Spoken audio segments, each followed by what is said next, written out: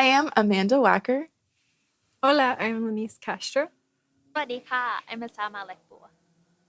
Vanakkam. I am Sumedha Ravishankar. And we are the Triplicates. Welcome to the 8th of many episodes of the Triplicate podcast. We are three first-gen women of color currently in the first year of our PhD program at the University of California, San Diego.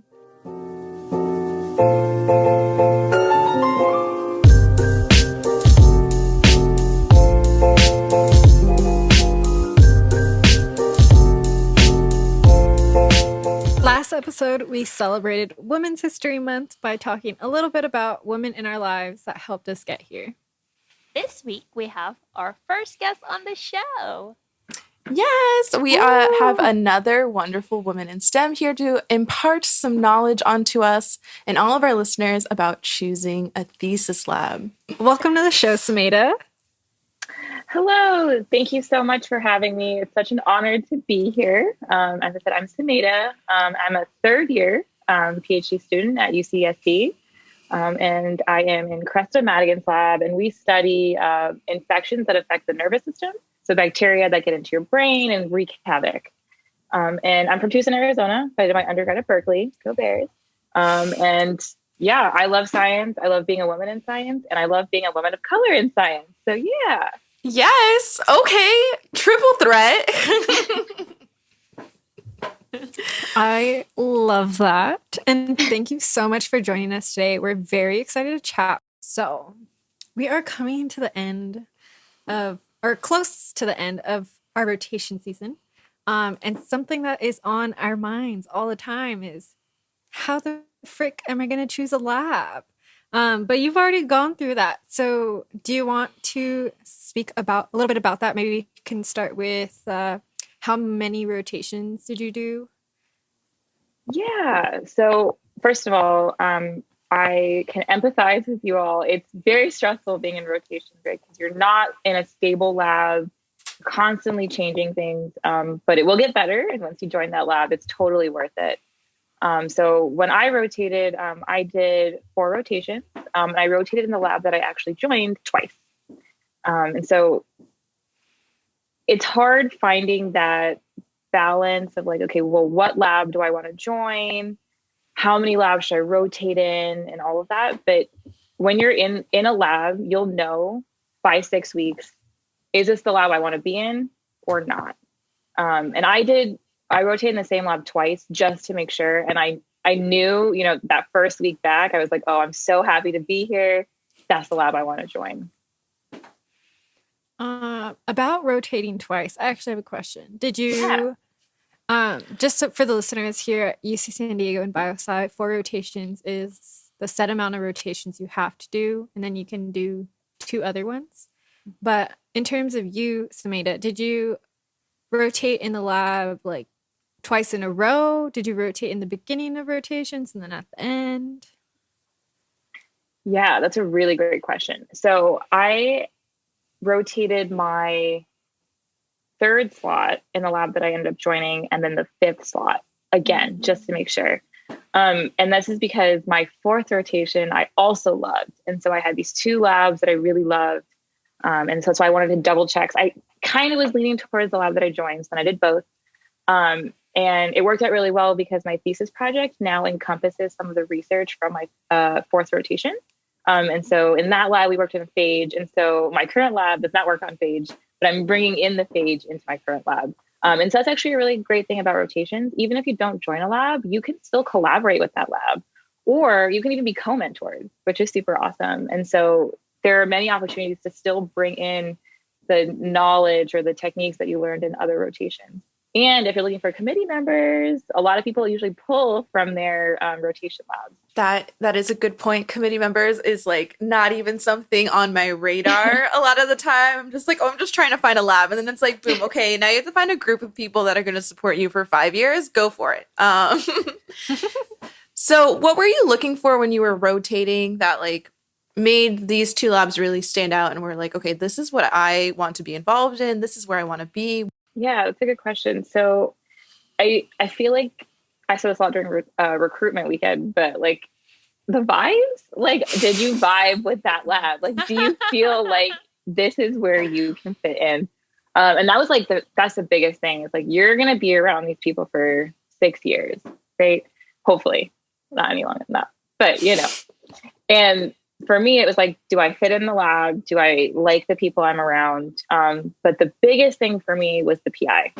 So you're looking for someone who is going to be like your mentor. You should be able to talk to them. You should feel comfortable asking them questions.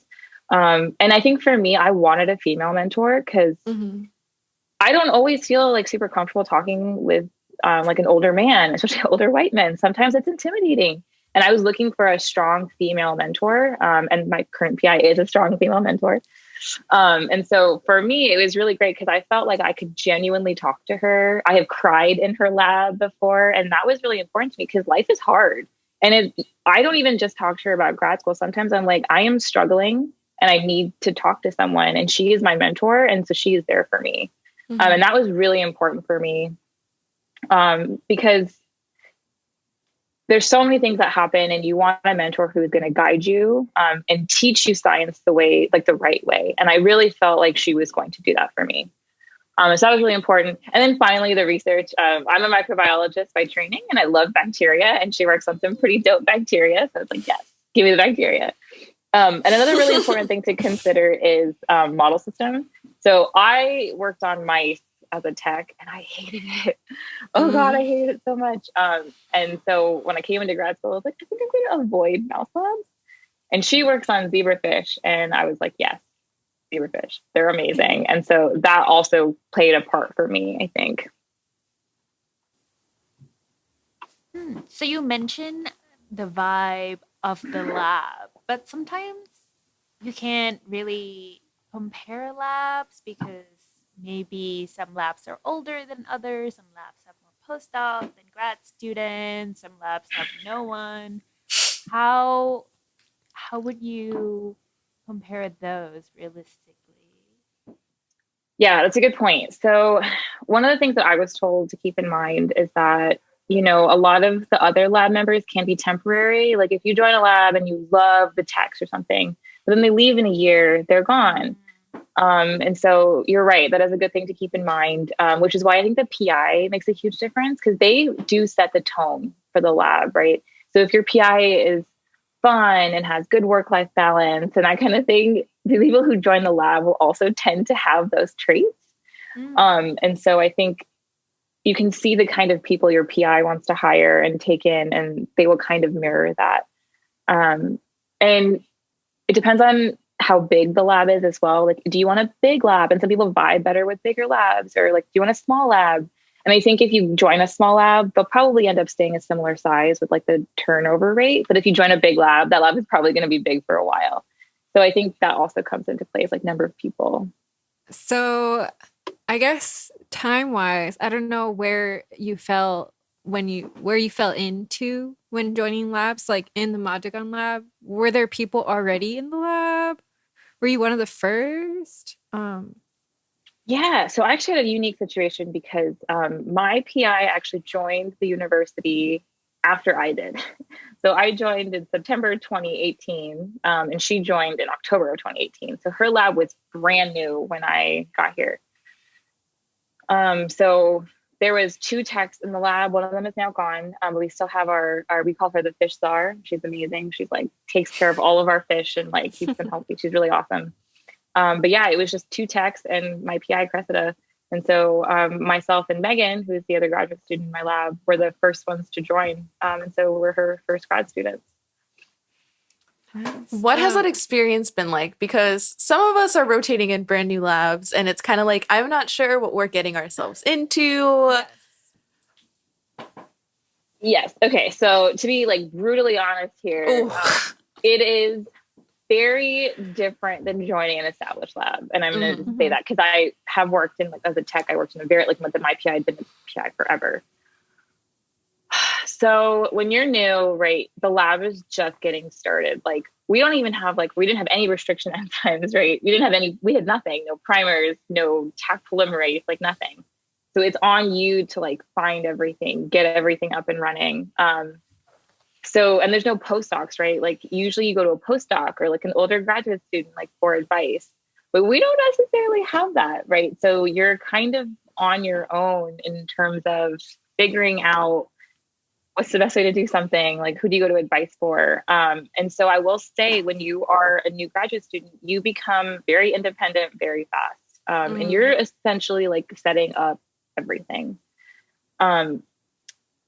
Luckily, like I said, Megan and I joined together. So we kind of lean on each other. We're like, do you think I should do this? Is this a good idea? And she'll be like, try it. And so that's kind of how that works a little bit. And my PI is really great, but she's, before COVID, especially, she was traveling, she was busy. And so we could definitely talk to her, but she's not always there in lab, right? So I can't just be like, should I do both of these enzymes or just one of these? Do you think I should do this? Those little questions don't always get answered, which I would normally go to a postdoc for. So there is that aspect, and it is definitely more work. Like we had to kind of learn everything on our own right out of the bat. But on the pro side, we get to set the lab culture, right? Like the vibes are now like because of us, and like we get to set up all of the ordering systems like how we like it. We get to organize things the way we like it. And because now we have Saroj, who is a joint grad student who's awesome. We basically get most of our PI's attention, right? Because she's like, okay, you're the main people in my lab. So all of her focus is on us. And that really does help us we need moving forward. There is that, right? If you're in a giant lab with lots of people and your PI's, got like 4 or 5 graduate students, their attention is going to be divided. But because, we are a small lab, we all get put on all papers, right? We all get to help each other. Her attention's on us. So there is that. You just have to be prepared to handle things on your own. Yeah. Yeah, I just realized we're all rotating in new labs. At least. Oh, really? Oh, yeah. Wow. Yeah. Yeah, it's definitely I in undergrad, my undergrad thesis lab was in a brand new lab. Like we were ordering paint for the walls. We were trying to find a cell culture hood on eBay. Like it was like a very interesting experience, but like you were saying, like I got to set most of everything. Like I was like, this is what I want. This is how we're going to do things. And my PI was like, sure, you're the only student here, so you can do whatever you want. So I kind of like feeling, I don't know, I'm not an only child, so it's like what I imagine an only child would feel like all the attention. Oh yes, of course you can get whatever you want. Or you get 0. Oh. Yeah. Or they're like, your oh parents shit. just treat you like a small adult. Okay, Asama. Maybe we can go to a different therapy session for that one. Yeah, I was comparing it to like I am the first child on my family. So like it's very much first child syndrome, Yeah. Things are done when you want them to be done and how you want them to be done. And the power. I feel so powerful setting some of these things up, right? Like, oh wow, like Amanda said, like everything's going to be done the way you kind of want it to be done. It's just nice, It is very nice. Are we control freaks? Maybe. Oh yeah, I'm a Virgo. I'm definitely a control freak. I'm a true Virgo. Yeah. So it sounds like you did a couple rotations and then you rotated twice in one lab. So other than that specific lab, were you seriously considering any others? Like, did you have to choose between 2 that you really liked, or were you like gung-ho for one? Yeah, so it's interesting. So I think a lot of this comes from my background. So I came in as a microbiology major, and I was like, I'm only going to rotate in microlabs. Like, I only care about bacteria. Like, the immune system sucks. Like, that kind of stuff. And I rotate everything. And then I rotated in Crestis lab, which is immunology, neurobiology, and microbiology. And I was like, oh my God, what is a brain? Like, I don't even know like any of this stuff. But I was like super excited because I felt like I'm actually like learning a lot, whereas like a lot of the micro labs, this stuff I've always done, but this was the first lab where I was like, oh my God, like I'm learning so many new things. I'm learning how to use fish. I'm like learning what the brain does and like what the brain is, and that's really cool. And like, what is a macrophage? Like, I swear, like before I got to grad school, I was like, I didn't know what a macrophage is. Really? Like, if you asked me to define it, I couldn't. But now I can. And like, it was very exciting. And then the other lab that I was really considering was the Pogliano lab because I really liked phage. And they do a lot of phage therapy. And for me, I really wanted like a clinically applicable lab. And so that also offered that. But I think for me, once I really just vibed with Cressida and I loved the fish. And I think for me, that is what put it over the edge. And then once I realized I could bring the phage into my current lab, I was like, okay, this is really awesome. Like, let's do it. That's lovely. I love that. Bringing everything together, doing what you want to do, you know? Yeah, I think it's really cool that you kind of got the best of both worlds by bringing in stuff you liked from one lab into another, and posing a really interesting question, which I'm sure Cressida was excited about. Yeah. And Joe is on my committee now, so it actually worked out well for everybody. So this is how you get committee members, I see. Yes. It was my diabolical plan from day one. I was like, all right, I'm going to get committee members. That's great. Are there things we should be asking our PIs before we like commit to joining? Like, what are the questions we need to get out of the way early on? Yeah. So I don't know about everybody, but myself personally get very intimidated by PIs often. You know, I'm always nervous to ask them like questions because you don't want them to think that you're accusing them or whatever. So I was always just like, okay, I'm kind of nervous about this. But once I realized like this is a totally acceptable thing to do and it's okay to ask like these questions, that was like a sigh of relief. I was like, okay, I need to ask these questions. Like you're going to be doing yourself a disservice if you don't ask them. So like you should ask them like, do you have funding? That's an awkward question, right? But you have to know, like, can they pay for you? So definitely ask those questions. It's like, do you foresee having 6 years of funding for me? Or, you know, like I need to know if you can afford me as a graduate student. Because otherwise you're gonna have to TA every quarter. And I don't think everyone wants to do that. So ask those questions. You should definitely ask if they have a project in mind for you and like what that would look like. Because you don't want to go into a lab and maybe steal someone else's project or get into a place where you're kind of fighting over a project, who's going to get authorship and all that kind of stuff. Definitely find a place where you have your own defined project so you can move forward with it. You should also ask what their expectations of you are as a graduate student to make sure that you're on the same page. Like, you know, some people, like I personally really like work-life balance, right? And that's kind of important to me. And like, you can ask like, what are you know, sick days, vacation days, like what do you expect from a graduate student? Because we don't really talk about that kind of stuff, right? You never bring that up, but it's important because like, you know, we do have lives outside of grad school, right? So it's really important to think about that kind of stuff as well. Trying to think. Oh, this is a big one for me. Outreach was really important to me. And so not all scientists are, you know, super gung-ho about like doing things outside of research. But for me, I knew I wanted to do a lot of outreach as a graduate student. And my PI actually asks her graduate students to do outreach. And so for me, that really aligned well. And I think that's also often overlooked. But if you know, will be spending your time, right? Part of my time does go to outreach. And so I do think that's important to like talk to your PI about and say like, hey, I spend X number of hours on this. I hope that's okay. So yeah, I will actually put one more thing in here. So I was in a pretty bad car accident right when I got to graduate school, actually. And it sort of affected me in multiple ways. And so one of the things that I actually really liked on my current PI is that I was very open with her and I could talk to her about like those hard things. Cause like I said, life happens. And she was very understanding, and you'll get like a really good sense of like what people are about and like what a PI is like when you actually deal with something difficult and they like, you see how they take care of you. And like, she was really big on like mental health and like taking time to go see a therapist and like all of this kind of stuff.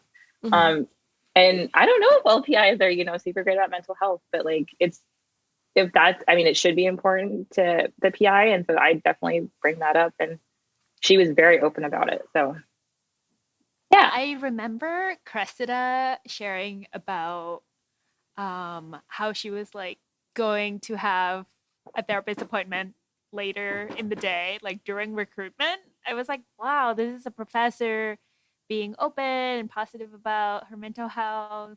And I really admired her for that. Like even before I knew who she was. Yeah, I really do admire and love that about her. Cause like, it shouldn't be stigmatized. Like it should be something that we talk about openly. So for me, that was really important. So you mentioned that outreach is important to you. Do you want to share as much as you would like? What is it that you like to do for outreach? How does it look before and I guess during the pandemic? And what's your like big goal for like in the future, like future Sumedha? Like what would you be doing for outreach? Yeah, that's a great question. Okay, so um, um, I myself am one of the co-chairs of BUMP, which is a biology and undergraduate and master's mentorship program. And so my friend Tara and I, who is awesome, kind of hatched this idea, I think kind of soon after we started. So I am the only Indian American in my cohort, and also one of the few like brown women in the, program and everything. So it is isolating, at times when you go through something, and, I love talking to my friends about it, but it's different when you talk to someone who gets it on a more like personal level. And so Tara and I, she and I would talk to each other, like anytime something happened, he's like, oh my God, I cannot sometimes with these people, and you're like talking or whatever. And she and I kept bouncing this idea of, I feel like undergrads need to be mentored by people who look like them or have some sort of support system. And then, after the brutal murder of George Floyd, things just it was just so bad. And undergrads were, calling and emailing Dr. Sonia Neal, who is, I think, one of our only Black female faculty, especially in biology. And she was completely overwhelmed, and it was just horrible. And she just felt horrible. And so we actually talked with her and hatched this plan to create this mentorship program so that students of color could have someone to talk to when they go through just these horrific things, and someone to sort of help guide them through science, because not everybody has that. So that's kind of how it started. And BUMP has now grown pretty dramatically. I think we have like 200 people, over 200 mentees, and a ton of mentors who are really awesome. And so each undergrad gets paired with 2 mentors, a postdoc or a faculty, or a graduate student. And so they get, different voices. And we also have a scholarship. It's going to be bumped up to 2,000 or $1,500 a quarter, so they can get paid to do research. Because one of the biggest roadblocks for URM students to get into research is they don't get paid. And a lot of them have to have jobs and everything. And it's ridiculous that our undergrads don't get paid to do their work. So we're really trying to get our undergrads paid to do research. And so that's kind of where we are now. We also put on, professional development events. But yeah, BUMP has just been like an amazing experience. We started this, I think, in August 2020. So like in the heat of the pandemic. So we haven't had any like in-person meetings yet, but I'm really excited to watch BUMP grow. We would love to expand this to all the UCs and make it like one big UC like BUMP program, and have like a conference where all of the different schools come together and stuff. So it's been really fun. And so hopefully I can continue this in the future. But yeah. And everyone here is a BUMP mentor. They're all really great. Yes. I stand BUMP, actually. I love the idea. And like, I think Lennice had come from a school that had kind of like an undergrad mentorship program, but I didn't. So like talking to each other about like, oh, this is what I knew coming in. It's like a completely different landscape when you kind of know what to expect versus like coming in blind. Like, I think it's such a powerful tool to be able to tell people like, okay, let me help you. You have a goal. I can kind of guide you, help you through the steps to get there. Like, we can do it together.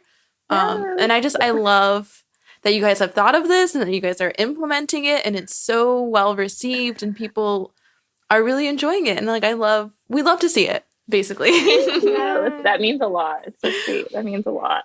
Yeah, UCLA, they had an undergrad research center, but they didn't have like these paired matches that BUMP has. So that's what I think that program lacked. I did get paid. Pay your undergrads, everyone.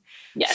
Retweet. But I didn't have that like mentorship. And I agree. I totally agree with what you said, Sumedha, about there's just so much power in being mentored by someone who looks like you. And it's something about that shared experience really makes you feel like you can talk to someone, right?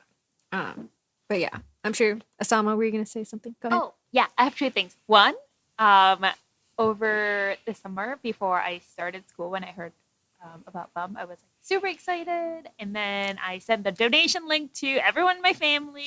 And now they get an email every day to donate more. Please donate to BUM so undergrads can get paid. It's BUMMPUCSD.org. The second thing is when you shared about how students were calling or emailing Dr.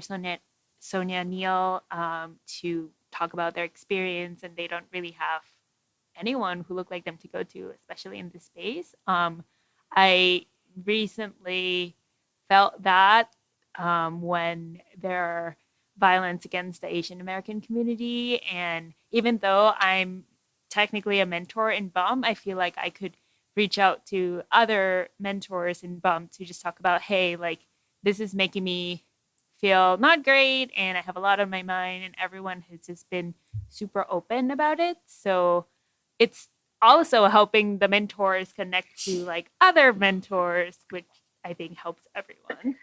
It's now my turn to cry. That's so nice.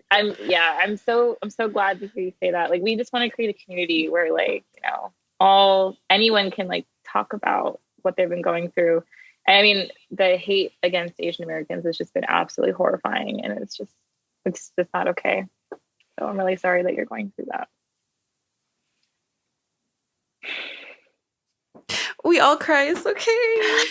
I know I'm gonna go cry now. It's end fine. of podcast. Just kidding. Superpower. LOL. I love that, actually. Okay. Also, I have a question. Okay. Here's the thing. I think the last like week, it's just every day I talk to a different grad student, and I'm just like asking them like, okay, what should I do? Blah, blah, blah, whatever.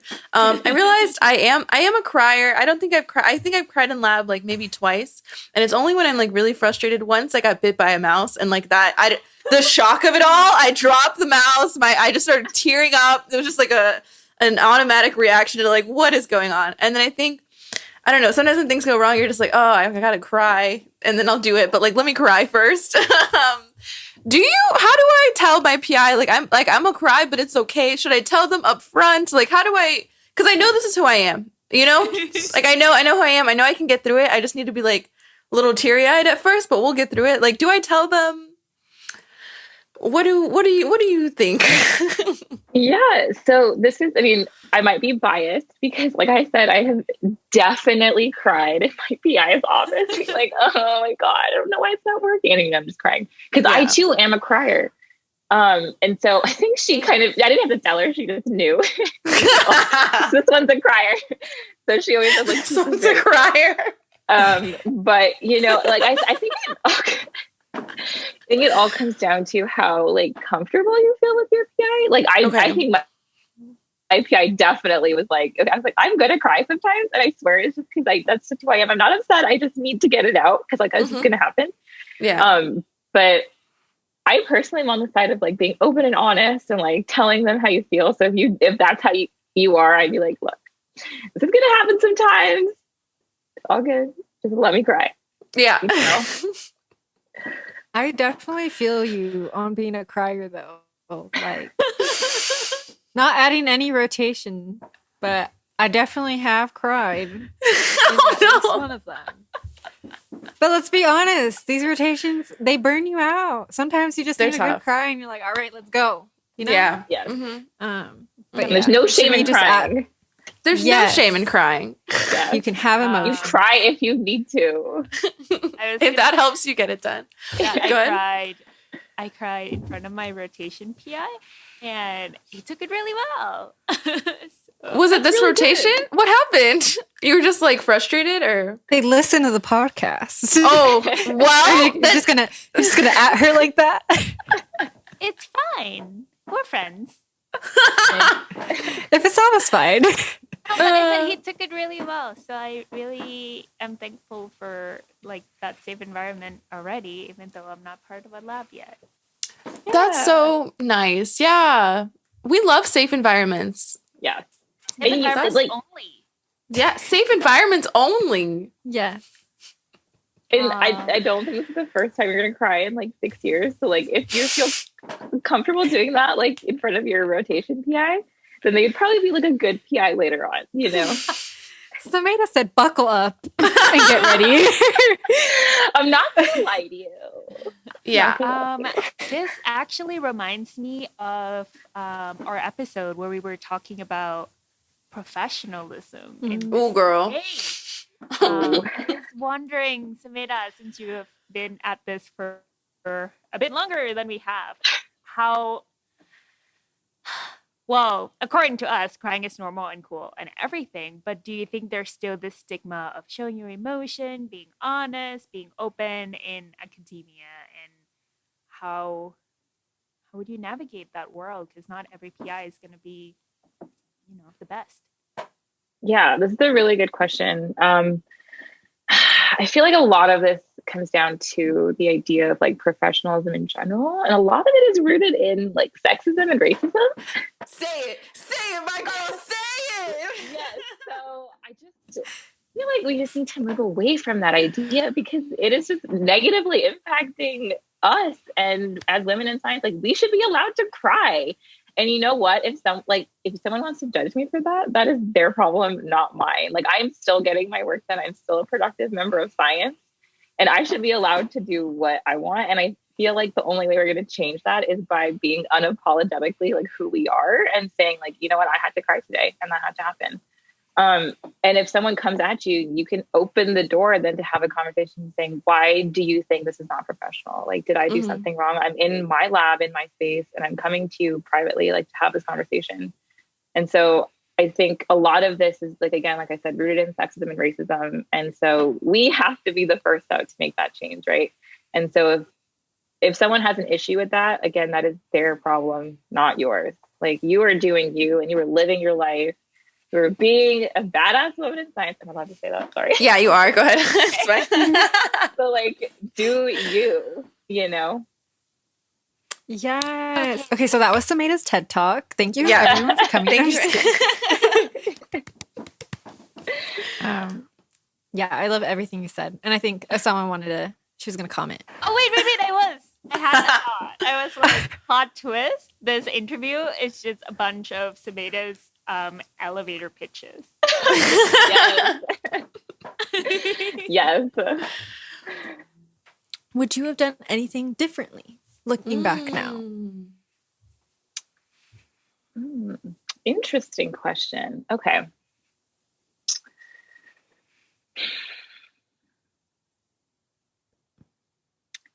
I feel like I probably would have done another rotation out of my comfort zone. I think I got scared and like only wanted to do micro. And I think the furthest I went was CrossFit Lab, which was like, still mostly micro, a little bit of neuro and immunology. And I think from a lot of my peers, like the ones that went and did something like totally out of their comfort zone, they learned so much from those rotations. And even if they didn't join that lab, they still like learned something so like valuable from that. Cause it's like each field has like such a different way of doing science. And I think you learn that during your rotation. And if it's like a skill, you can totally take that forward. And so I think I probably would have done like one more like very out there kind of rotation, whether it be like a different model system, like a super microscopy one, like an EM one, something like that, just to like get me out of my comfort zone, you know? Yeah. That is, I think, a wonderful piece of advice. Thank you. Okay, so we've talked a lot about telling labs yes. Oh, yes. Oh, I forgot about this. But, you rotated in 4 labs, or is it 4 or 5? 4, right? 4, yeah. 4, okay, yeah. So you had to tell some of them no. How do you do that? Yeah, it's super awkward. And it gave me like major anxiety. But you know what? In the end, it was totally fine. And I'm still friends with like those PIs. Like they're super awesome. I even had to say no to a rotation that I had set up and then had to be like, can I back out of this? Because I need to do a different one. And so I just emailed them and was like, I really appreciate your time. This is so nice of you. But like, things have come up and I can't do it. And they were like totally fine with it. As for saying no, I think what I did was I wrote like an email saying like, thank you so much. I learned so much. I really appreciated all of the advice and like my time in your lab. Ultimately, I decided on going with X Lab just because I think it fits my research interest better, something along those lines. I think I even said like, I'd love to collaborate or like, X, Y, and Z in the future. One of them was actually Rachel Dutton, who's like on our floor and is super awesome. She's a butt mentor, really great. And so the thing that you have to remember about like PIs is they want what's best for you, and they know that you'll make the best choice like for you.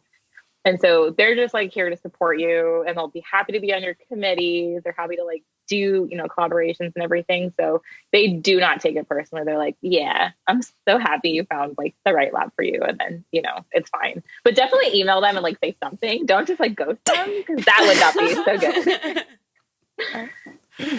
Okay, no ghosting, a nice email. But wait, so does this happen after you have a conversation with like all the labs, and then you're like, look at me, I'm awesome, and then they're like, okay, I want to hire you, and then in the end, do you get to make that call, or is it like simultaneous? Yeah, so I guess what I did was, I can't speak to everybody, but personally what I did was I went to the PI that I wanted. So my current PI was like, I would like to join your lab. She was like, cool, I want you to join my lab. And I was like, okay, yay, this is happening. And then after that was all set up, I emailed all the rest of everybody else. Like, yeah, let's confirm first. Yeah. And then it was like, sorry. So yeah. Let's not burn bridges. Yeah. You do that. Yeah. Because they might end up on your floor, i.e. your case. All right, y'all. We're going to take a little break, get a message from our sponsor, and then we'll hear a little bit more of Sumedha before we close out the show. Sainted Factory is a Black-owned skin and body care line created by a biochemistry college graduate who loves taking an extra step into the world of luxury self-care at home. They sell whipped body scrubs that are natural and vegan friendly while also providing your skin with a glow. So if you're coming home from a long day of meetings or from being stuck in the lab, when you add Sainted Factory products to your wind-down routine, you'll know your skin is being spoiled with the richest ingredients. You can follow them on Instagram and Facebook at Sainted Factory and purchase at saintedfactory.com. All right, welcome back, everyone. Before we say goodbye to Sumedha, I would love to hear any final advice you would give to someone in our position. Yeah.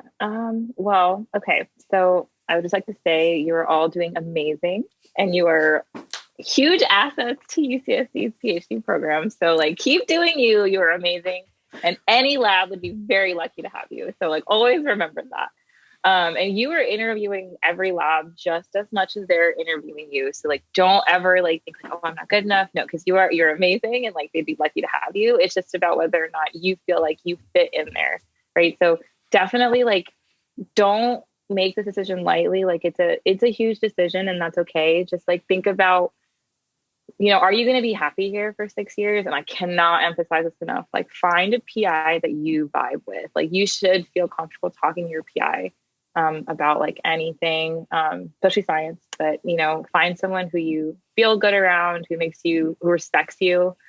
Yeah. And enjoy grad school. It's a time. It's a time. Yep. Mm-hmm. It's a time. Sure.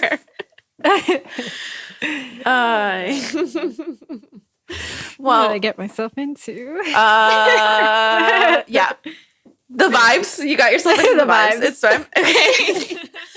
All right. So to round out the show, we're gonna do some observations, run some stats on our data. Asama, would you like to give us our question of the week? Yep. So the question is, how many of our PhD students are looking forward to have a 5-year forever home, aka a thesis lab? Me too. Yeah. Sumedha already has her forever home. So love that for you. And it sounds like you're having a great time in your forever home. So I'm happy that you are. And I cannot wait to hear where you all end up and see all your amazing work. Yes. Okay, so 100% of the PhD students in our study are looking forward to choosing a thesis lab. If there's anything you would like to share with us, please feel free to reach out. You can find us on Twitter and Instagram at TriplicatesPod, and you can email us triplicatespod@gmail.com. If you like us, support us on patreon.com/triplicatespod. And with that, Obrigada. Ciao. gracias y adios. ขอบคุณค่ะ bye Bye. We did